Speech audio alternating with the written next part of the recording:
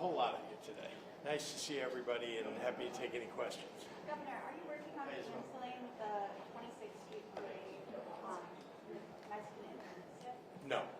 What preparations have you made for ICE? If we could pivot for a minute from the National Guard, could you talk a little bit about that, please? Yep. So first thing is we're trying to get information. We want to know what day they're actually going to be going into action, what day they'll be completed assembling. We have an idea, and I talked about that yesterday. It looks like they're going to be fully assembled on Friday. It doesn't mean they're going to be in action on Friday, although that could happen. I also don't want to tell you that I know absolutely because they haven't confirmed any of that to us. But what we're hearing is that they'll be assembled, ready to go on Friday, and that they would begin actions on Saturday over the weekend. So that's all we know. And what we're doing is, of course, making sure that the CPD and local law enforcement are aware of what they're doing, so they can, one, make sure they're not standing anywhere near those actions or assisting in those actions, but also being ready for protests that might occur.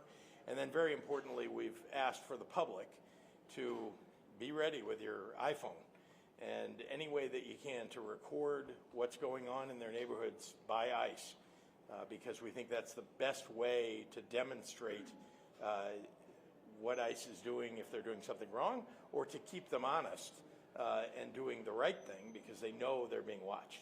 What type of protection are you offering the community outside of getting upset? Well, as you know, we cannot stand in the way. It's not like we're going to have armed men standing in between. That's not something that's legal. That's not something that the state of Illinois can engage in or the city of Chicago can engage in. What we're trying to do is to get them to follow the law, and when they are not following the law, we can take them to court, prosecute them if they're doing something truly illegal, which one of the things we're very concerned about is, you saw what happened in LA. There was a whole lot of activity that appeared to be illegal.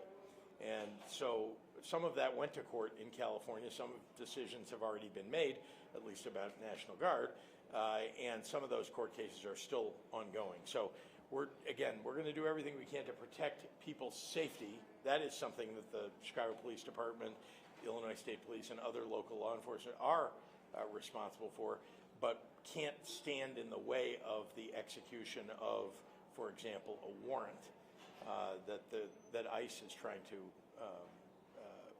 execute. Yeah, Marianne. There are those critics who are saying this is all political. You won't call the president because you have your own aspirations and it would look weak. How do you respond to that? That's silly. That is absolutely ridiculous. Let me be clear. The president is begging me to call him to ask him to do something that we don't want. He wants me to call him and ask him to call in National Guard to the city of Chicago. We don't want it. So that's why I'm not calling the president. I have been very clear about what we do want. What we do want is civilian law enforcement assistance. We want to make sure that we have enough FBI, ATF, DEA on the ground. We have some already, as you know. They do really good work, working in tandem with state police, working in tandem with Chicago Police Department.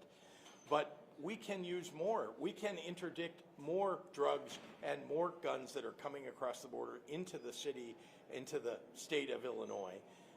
And there's more work that we can do to make sure that we're fighting crime with, again, civilian law enforcement. And I've been very clear about that. The president wants me to call him about National Guard. I'm not going to do that.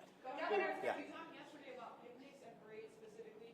Can you tell us sort of where that intel comes from? Because, our station's been talking to parade organizers today, and they say, as far as they know, there's no reason to believe that's a threat. Can you tell us where your information comes from? Look, I'm not going to tell you where it comes from, and it's not because it doesn't exist. It's because we've gotten calls from people who don't want to reveal their names to the public. These are people from inside the administration or inside the military or inside the National Guard who are concerned about what's happening in this country. These are patriots who want us to know what's happening. We're getting no information from the federal government, and all we got was one call from Gregory Bovino, who let us know that ICE would be instituting actions in the city of Chicago without any details at all. So I want to be clear. I'm not going to reveal where we're getting this information from, but I am going to be communicative to the public about what we have heard and what we do know so that they can be prepared themselves. Olivia. Thank you. Governor Abbott yesterday, after your comments, basically denied that the Texas National Guard is being staged. I'm wondering if you can respond to that. Yeah, guess what? When they want to federalize, sorry, I just want to respond to that because I've heard this. When they want to federalize the National Guard, they do not call the governor.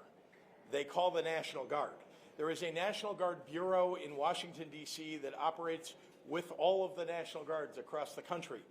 They start there, and they work through the National Guard. So I'm not suggesting that I am absolutely certain of whether or not the Texas National Guard will, in fact, end up in the state of Illinois. What I know is that we've been told by people who seem to have the credentials to know that that is what is happening.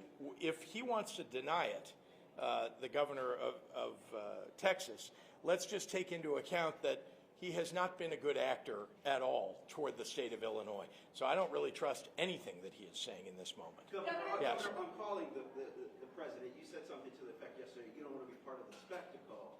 But President Trump tends to like a show. The spectacle, yeah.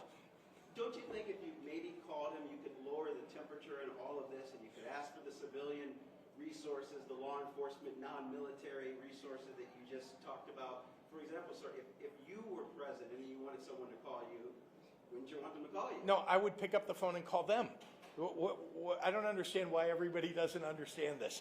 It's as if he's begging me to call him because he wants me to ask him for National Guard. That is what he is trying to do. There's a second reason, and you should pay close attention to this.